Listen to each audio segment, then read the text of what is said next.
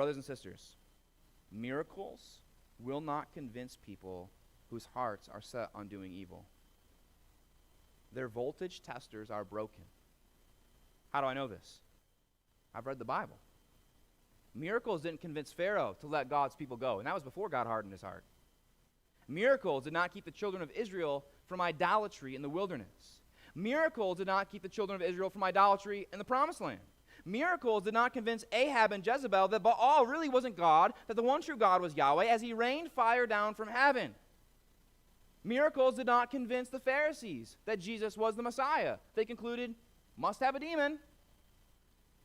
And when the miracles of the apostles occurred, the Pharisees threw them in prison. Miracles will not convince people whose hearts are bent on doing evil.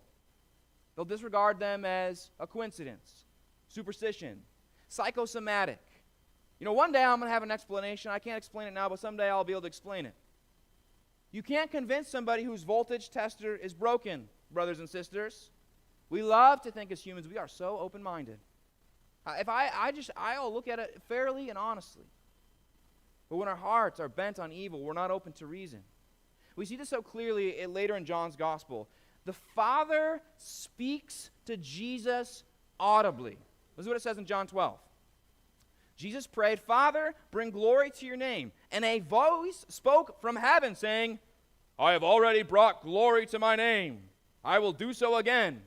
God speaks audibly. Look what happens. When the crowd heard the voice, some thought it was thunder. There must be some thunder in the sky. That's weird. Others declared an angel had spoken to him. And despite all the miraculous signs Jesus had done, most of the people still did not believe in him. God spoke audibly. People heard it and they thought, it's just thunder. Just thunder. Their disbelief, their skepticism convinced themselves that that isn't God, and they were deaf to God's very voice when it was speaking. We're so quick to explain things away naturally. And when our hearts are set on doing evil, we stop being spiritually receptive to the things that God is doing in the world. Our ears and eyes get blinded. This is why I think so many Americans don't see miracles today.